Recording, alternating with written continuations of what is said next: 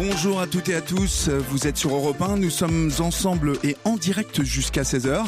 Je suis Olivier Delacroix et je suis ravi de vous retrouver chaque jour pendant 1 heure en compagnie de notre chère Ombline. Bonjour Ombline, comment allez-vous ? Bonjour Olivier, ça va très bien, merci. Pendant 7 heures, nous partageons vos expériences de vie, celles qui vous ont construites, qui vous ont marqué. Votre vécu nous intéresse sur Europe 1, alors n'hésitez pas à nous appeler au 39 21. Il serait plus de 7 millions à être tatoués en France. Considérés comme artisans ou artistes, les tatoueurs eux-mêmes sont en constante évolution.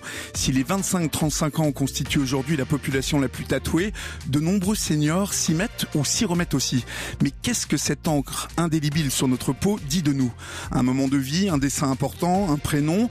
Parfois, le corps est une véritable œuvre d'art. Si le tatouage peut être encore mal vu aujourd'hui, les mœurs sont changées et ils sont de plus en plus nombreux à tout âge à se marquer la peau. Qu'est-ce que cela dit de notre société ? Les tatouages et ce qu'ils disent de nous, c'est notre sujet d'aujourd'hui sur Europe 1. Nous attendons vos témoignages, nous sommes là pour vous écouter. Oui, n'hésitez pas à nous appeler le 39 21, 50 centimes la minute, vous nous écrivez.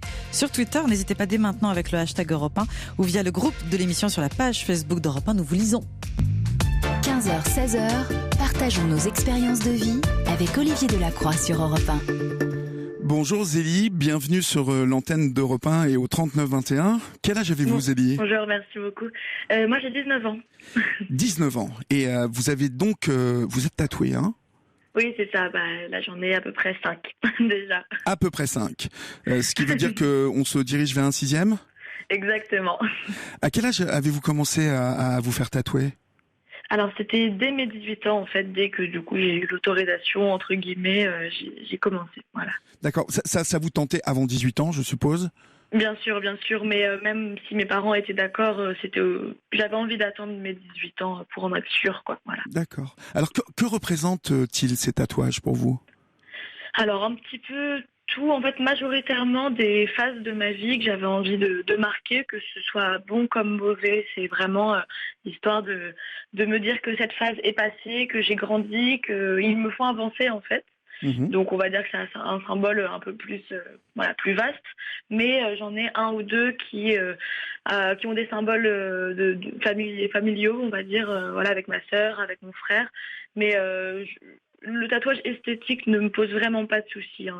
C'est plus, ça marque un état d'esprit en fait. D'accord. Vous n'avez jamais eu peur en faisant si jeune ces tatouages que cela puisse vous porter préjudice dans votre travail plus tard ou de le regretter un jour ?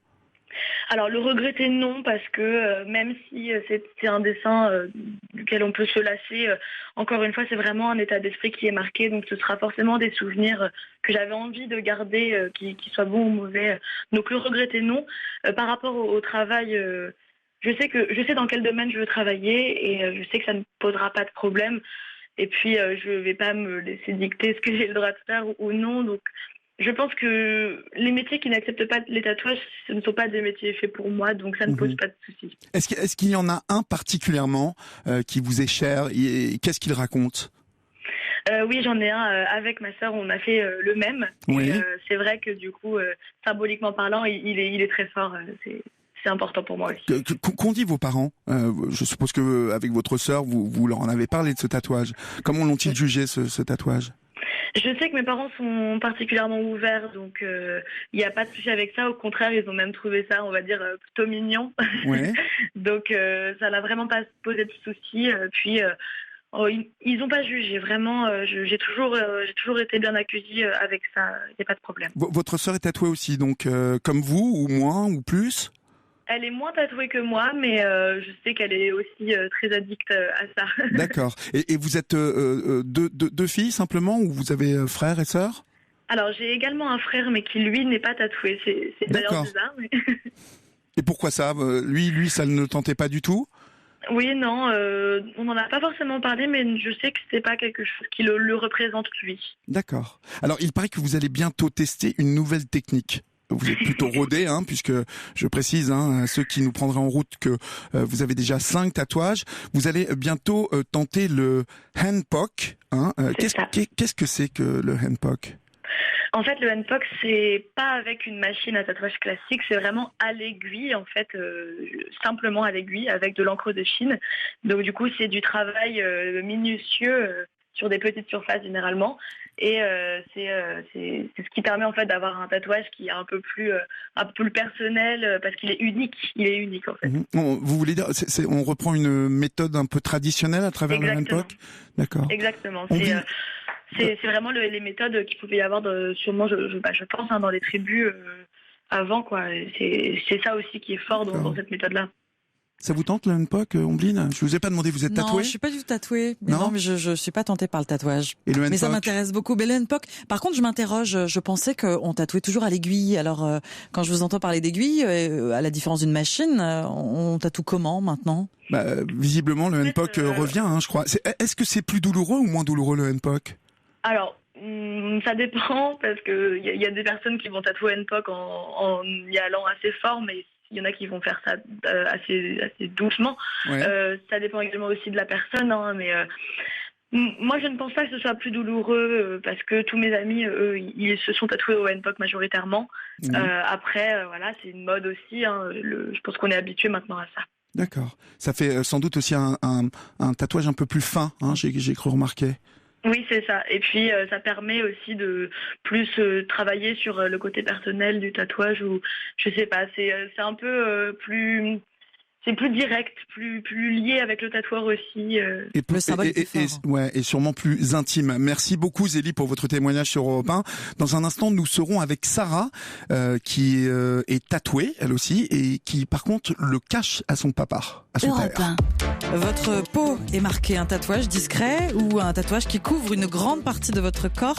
Que dit-il de vous ? Venez en discuter avec Olivier Delacroix sur l'antenne d'Europe 1. Appelez-nous le 39 21. À tout de suite. Vous êtes avec Olivier Delacroix sur Europe 1, le 39 21 pour nous appeler. Nous discutons avec vous des tatouages, qu'ils soient symboliques ou purement esthétiques. Un acte fort, indélébile sous votre peau.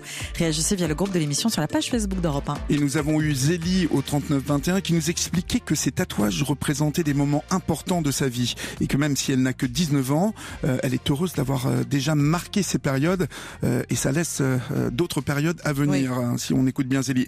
Et nous sommes maintenant avec Sarah. Bonjour Sarah, soyez la bienvenue sur l'antenne d'Europe 1. Merci, bonjour. Quel âge avez-vous Sarah ? J'ai 25 ans. Vous avez 25 ans. Alors, vous avez fait votre premier tatouage à la suite d'un pari avec votre père. Racontez-moi ça.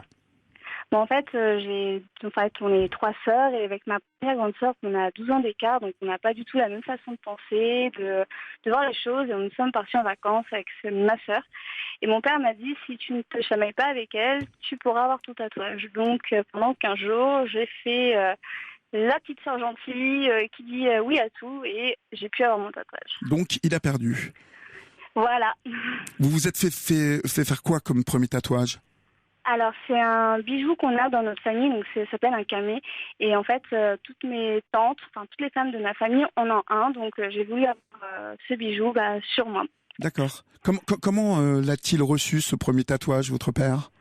Alors plutôt bien, parce qu'en fait, vu qu'il est caché sur mes côtes et que je ne suis pas tout le temps en maillot de bain ou en sous-vêtements dans la rue, on va dire, il le prend pas trop mal, mais le reste, il ne le sait pas. Alors, justement, parlons du reste. Combien de tatouages avez-vous aujourd'hui et que représentent-ils ? J'en ai 10 au total, mais c'est des pièces assez moyennes. Donc, ils sont en général sur les parties de mes jambes ou sur sur le sternum, donc en dessous de la poitrine. Donc, il y en a qui sont significatives, d'autres c'est juste pure esthétique. Donc, soit parce que j'ai aimé le dessin de l'artiste, justement, et j'ai voulu me faire ça parce que ça me représente, mais il n'a pas spécialement de signification. D'accord. Que représentent-ils ceux qui ont une réelle signification pour vous ? Est-ce que c'est la suite du premier ?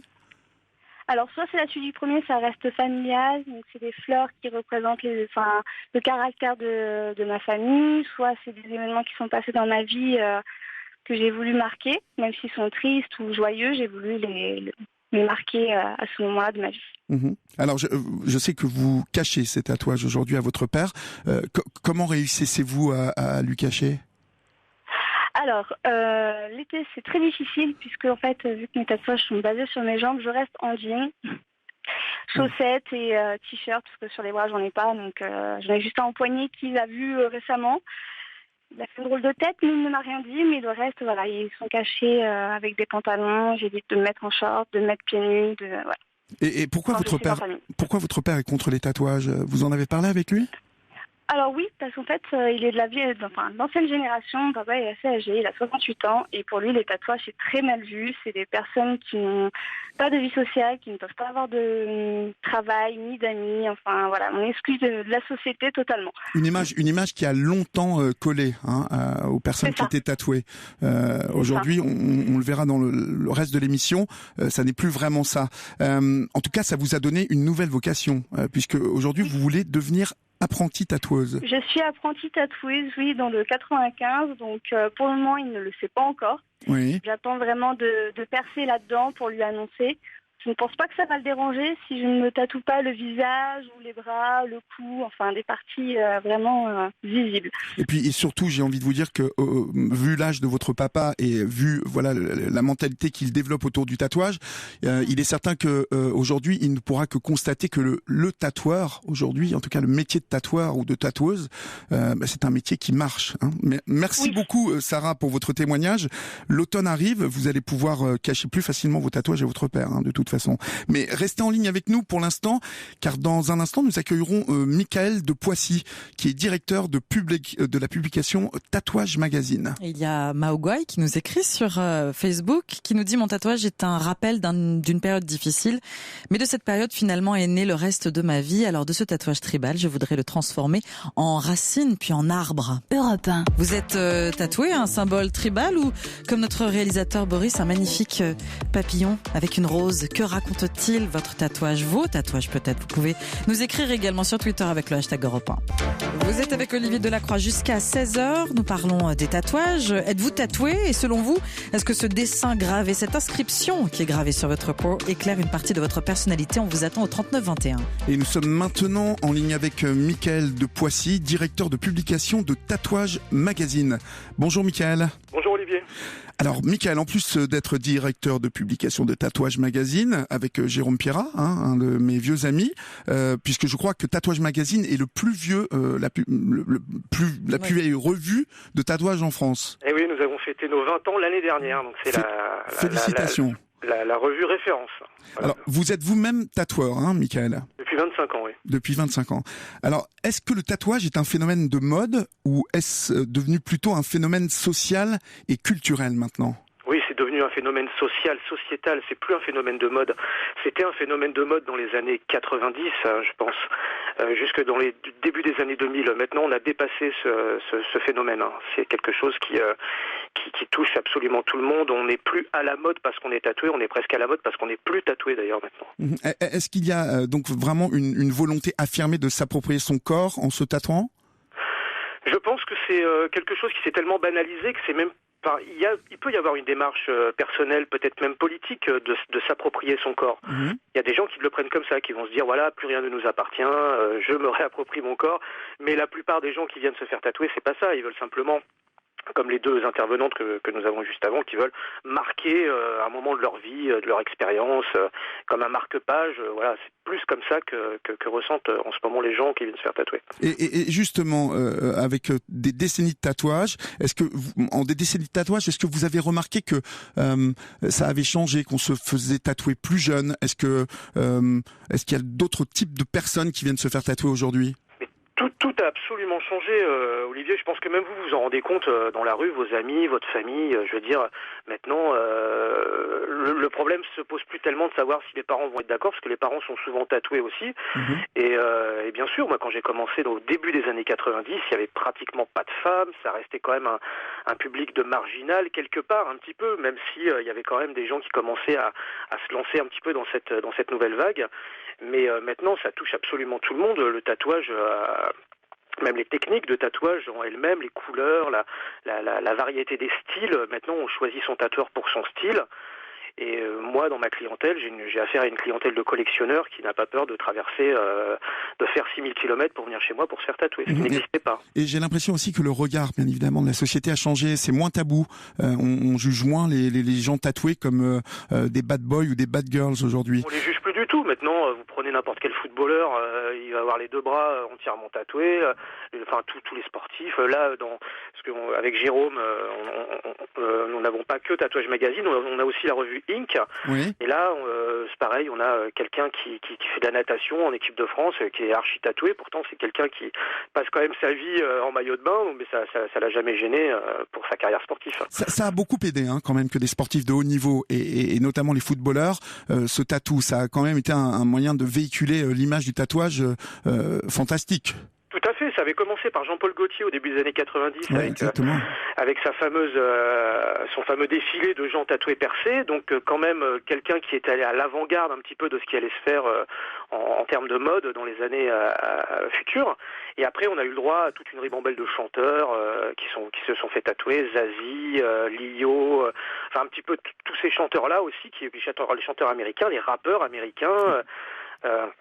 Alors qu'à l'époque, dans les années 80, quand on avait un Renaud qui venait avec 3 tatouages, on se disait, oh là là, qu'est-ce qu'il est tatoué.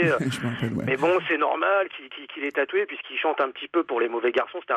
Pour les marins. Ou les marins, mais bon, les marins français, c'est pas les marins américains. On n'était pas dans la culture du surtatouage.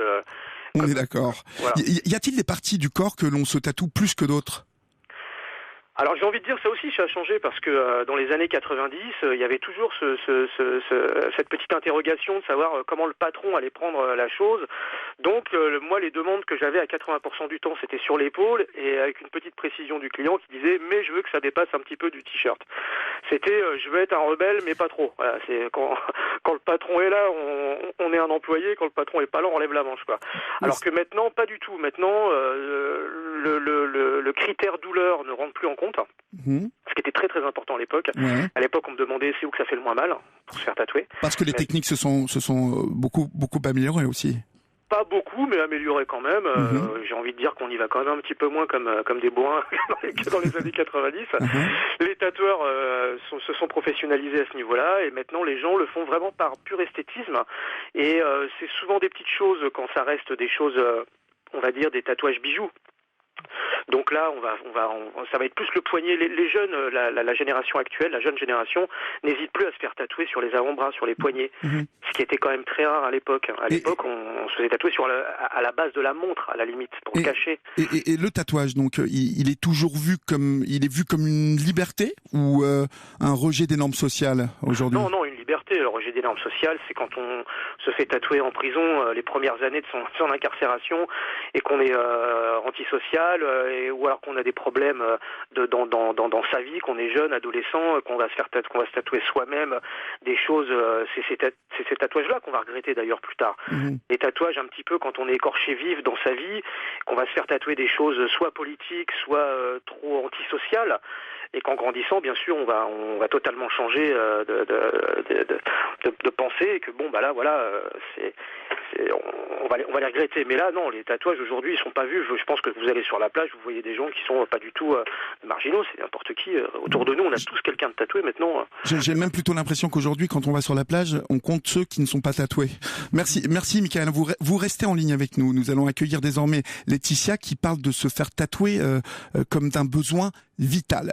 Et il y a Eve sur Facebook qui nous raconte c'est le jour où j'ai eu mon premier tatouage que la marche vers l'estime de soi a commencé. Avant ça, je me suis détestée, cachée. Mes tatouages disent tout de moi, que des choses positives. Un tatouage, ça sent bon la liberté, l'anticonformisme. On ne se tatoue pas par mode ou pour faire comme tout le monde. Europe 1. On parle des tatouages, ce qu'ils disent de nous cet après-midi. Venez partager votre expérience au 39 21, 50 centimes la minute.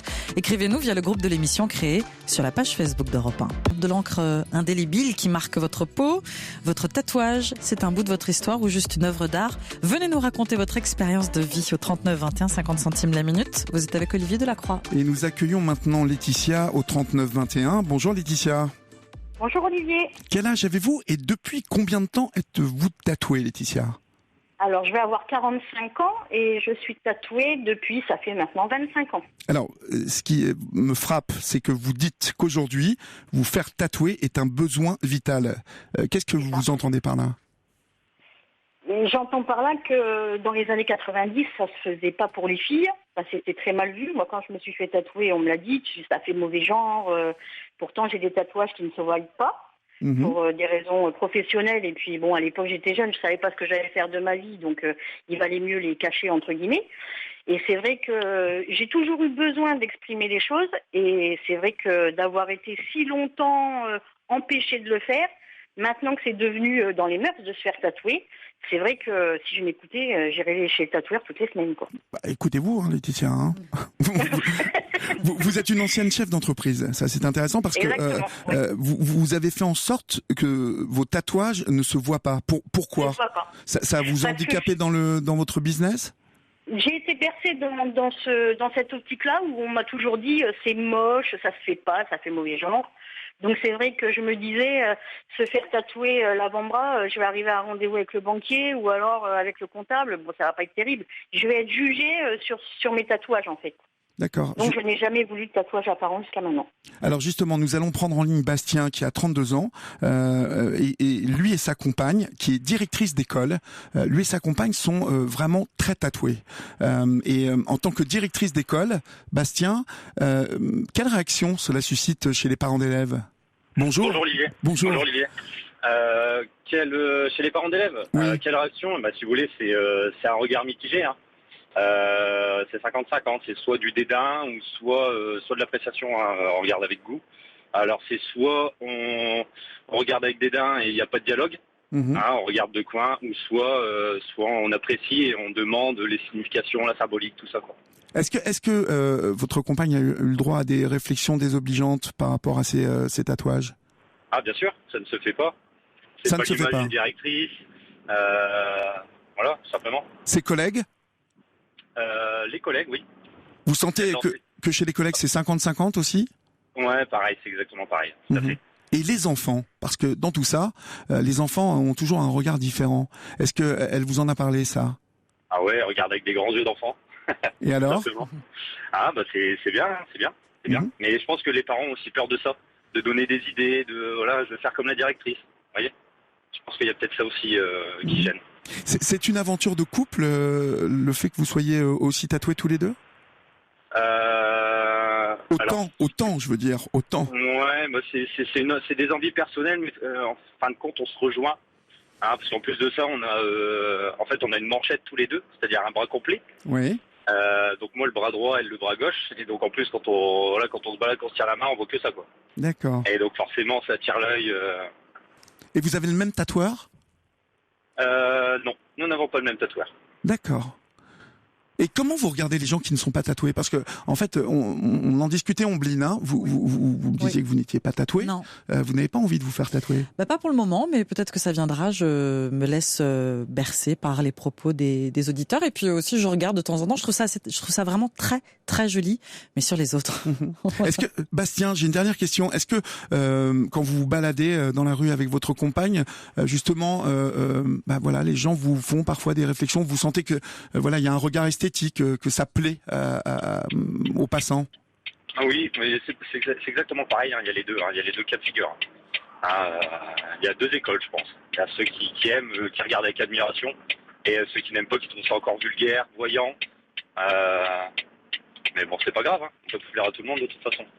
Bon, eh bien, écoutez, mille merci pour votre témoignage. Bastien, j'entendais votre clignotant, donc il va falloir tourner maintenant. Je remercie aussi Laetitia pour son témoignage. Et puis dans un instant, nous aurons Nédia au 3921 qui, elle, par contre, s'est fait enlever ses tatouages. Et vous n'hésitez pas à témoigner au 39 21 50 centimes la minute. Vous êtes tatoué, venez sauter le pas. Vous êtes complètement accro. Vous pouvez également nous écrire sur Twitter avec le hashtag Europe 1. Sur l'épaule, sur les mains, le cou, le dos, même le visage. Que disent vos tatouages sur vous ? Venez échanger avec nous le 39 21 pour nous appeler. Nous vous lisons également via le groupe de l'émission sur la page Facebook d'Europe 1. Vous êtes avec Olivier Delacroix. Et nous étions avec Laetitia et Damien qui disaient combien le tatouage, c'était quelque chose de presque vital pour eux, pour sa compagne, directrice d'école. Nous allons accueillir maintenant Nédia au 3921. Bonjour Nédia, et nous vous accueillons pour quelque chose de vraiment spécial. C'est quand on peut regretter d'avoir été un peu vite et que l'on s'est fait tatouer. Ça a été votre démarche, Nédia ? Oui, tout à fait, hein, c'est ça. Qu'est-ce que vous avez fait ? Alors, est-ce que c'était sur un coup de tête et quel type de tatouage vous avez fait ? Oui, c'était sur un coup de tête. J'avais 16 ans et c'était mon premier amour que j'avais à l'époque. Et en fait, je me suis fait tatouer sur le poignet et en bas du ventre, ses initiales avec la date de rencontre qu'on avait eue.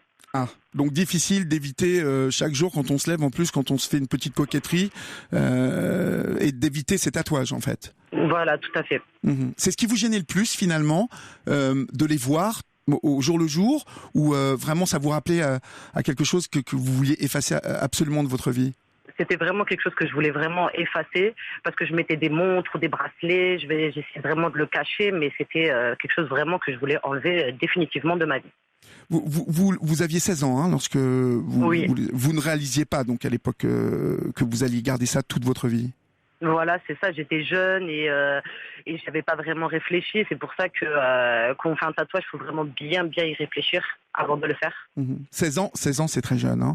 Je suppose que vous l'avez fait sans demander l'autorisation de papa et maman en plus. Non, oui. Bon. Alors, vous avez entamé des séances au laser pour vous faire enlever ces tatouages. Combien coûte une séance? Moi, la séance, je l'ai payée 50 €. Combien, pardon? 50 €. 50 €. Est-ce que c'est douloureux? Comment ça se passe une séance? Expliquez-nous.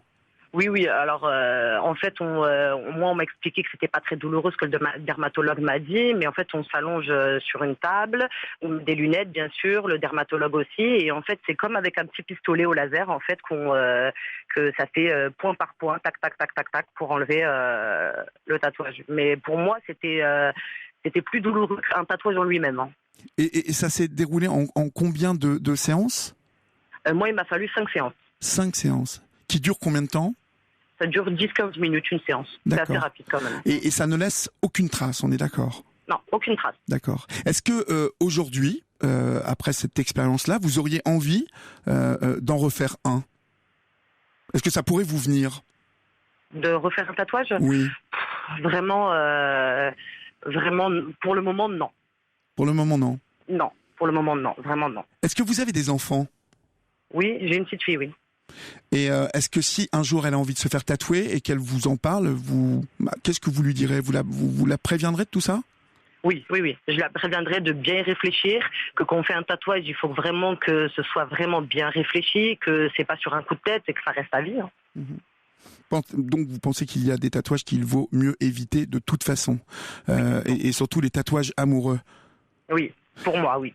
Pour vous, et à mon avis, c'est un bon conseil à retenir pour tous ceux qui viennent de tomber amoureux. On laisse passer quelques mois avant de se tatouer, le prénom et pour la vie, mi amor. Merci beaucoup, Nédia, pour votre témoignage. Nous allons dans quelques instants parler avec Sarah, que nous avons eue tout à l'heure, et encore Michael de Poissy, directeur de publication de Tatouage Magazine. Et il y a Christelle qui témoigne au 3921, qui nous a appelé et qui nous dit: Christelle, j'ai toujours eu horreur des tatouages, mais quand mon frère est décédé, j'ai ressenti le besoin de me tatouer les initiales de mes 4 enfants parce que mon frère avait un grand tatouage et je pense que c'est lié. Europe 1. Vous vous reconnaissez dans le témoignage de Nédia qu'on vient d'entendre, de Christelle qu'on vient de lire. N'hésitez pas à nous appeler 39 21, 50 centimes la minute. Vous êtes tatoué, vous venez de sauter le pas, vous êtes peut-être complètement accro. Écrivez-nous également Twitter, #Europe 1. Un tatouage simple, un mot, un trait, ou plutôt compliqué, qui fait de votre corps une œuvre d'art. Vous échangez sur vos tatouages, ses significations, l'acte de se faire tatouer cet après-midi avec Olivier Delacroix. Et Cécile nous écrit sur Facebook: le tatouage n'est pas un métier, cela n'existe pas, nous n'avons pas de statut. Peu de tatoueurs font de création pure, la plupart répondent à la demande du client. Son message est long, mais je lis le début. Pardonnez-moi de vous interrompre, ma chère Omblin, mais pour en connaître beaucoup, Tintin, et puis Pascal Dubuc, Passy-sur-Eure, c'est un vrai métier. Ce sont des artistes, et je crois qu'il faut vraiment reconnaître ces deux choses très importantes. Artistes et un vrai métier aujourd'hui. Nous sommes toujours avec Sarah, dont le père ne sait pas que sa fille a autant de tatouages. Nous sommes toujours avec Nédia, qui s'est fait enlever, elle, 2 tatouages de jeunesse au laser. Et Michael de Poissy, directeur de publication de Tatouage Magazine. Justement, Michael, ma première question va vers vous. Vous vous êtes dit plusieurs fois en tatouant quelqu'un qu'il allait pouvoir le regretter, comme Nédia. C'est arrivé ? J'ai envie de te dire non, Olivier. C'est pas arrivé parce que quand je me rends compte que la personne va le regretter, je lui fais pas, tout simplement. Quand c'est quelqu'un qui a 18 ans qui vient, parce que moi je ne tatoue pas en dessous de 18 ans, quand c'est quelqu'un qui a 18 ans qui vient et qui se fait, je veux dire, le pire ou le meilleur exemple qu'on puisse avoir tout à l'heure, de quelqu'un qui vient pour un prénom de son petit amoureux, on va pas lui faire, on va refuser. Vous la mettez en garde. On la met même pas en garde, on lui dit non.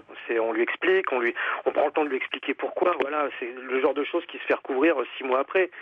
Quand c'est pas 2 semaines. Et c'est pas que les jeunes, il y a aussi des gens qui ont 30, 40 ans qui viennent parce qu'ils tombent amoureux toutes les semaines ou parce que voilà, pour une raison X. Moi, ça m'est arrivé de faire le portrait d'une femme sur l'omoplate d'un monsieur qui avait au moins 40 ans. Donc là, je me suis dit, bon, il n'y a pas de problème.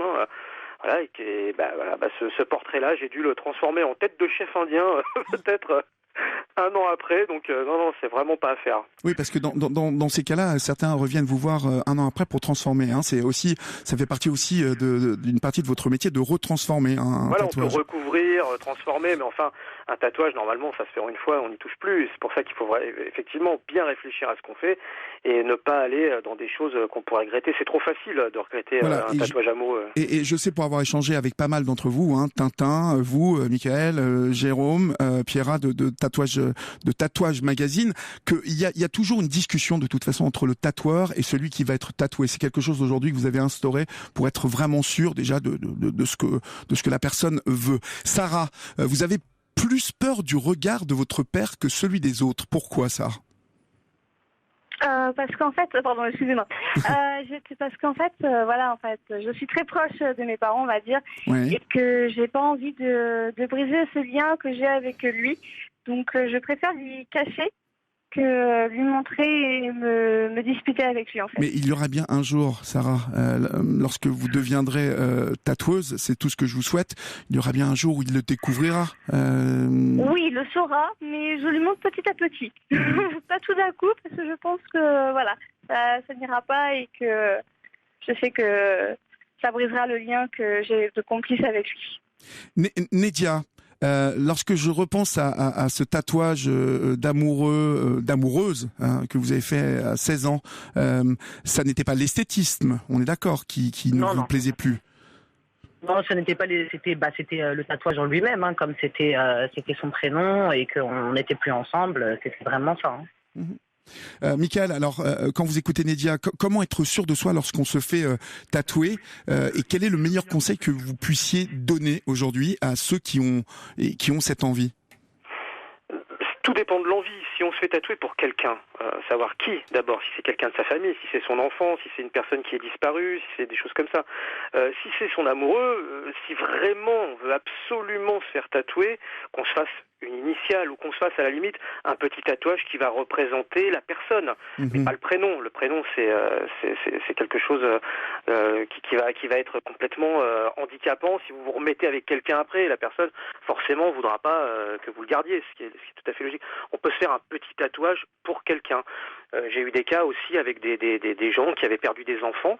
Oui. Donc pour le coup des cas dramatiques avec où j'ai refusé de tatouer ces gens-là, avec bien sûr j'ai pas refusé comme ça de but en blanc. On a eu des discussions, je leur ai bien expliqué que se faire tatouer pour de trop mauvaises raisons, c'était pas non plus quelque chose qui allait les aider dans leur vie, dans leur démarche, dans leur deuil. Parce que c'est quelque chose qu'ils allaient voir tous les jours et que les gens qu'ils allaient rencontrer dans leur vie, on allait forcément leur demander que représente ce tatouage et qu'à chaque fois, ils allaient se replonger dans ce malheur-là. Et c'est des choses qu'ils ont compris par la suite. On peut se faire tatouer des choses en mémoire de certaines personnes. D'ailleurs, c'est ce que je fais moi, parce que je suis spécialisé dans le style vitrail. Donc 80% de mes demandes, ce sont des demandes qui sont pour le petit village de ses grands-parents ou parce que la grand-mère s'appelait Lucie et qu'on se fait Sainte Lucie ou quoi que ce soit. Mais ce sont des allégories presque. Je fais pas le portrait des gens ni le prénom des gens. Donc c'est ça le conseil que je peux donner. Après, le côté esthétique et le côté artistique, comme vous en parliez tout à l'heure, Olivier, prend quand même beaucoup d'importance.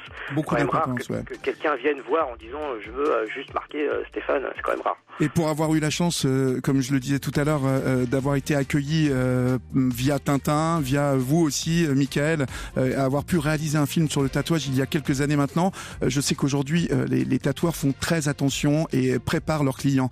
Mille merci pour vos témoignages à tous. Merci Sarah, merci Michael, merci Nédia, merci aussi à Zélie et Laetitia. C'est la fin de cette émission. Grâce à vous, nous en avons appris beaucoup plus sur les tatouages qui sont toujours synonymes de liberté de disposer de son corps, de ses souvenirs aussi. Dans le tatouage, tout est possible, il n'y a pas de limite. Alors attention quand même de ne pas vous faire tatouer sur un coup de tête. Nous l'avons vu avec le témoignage de Nédia.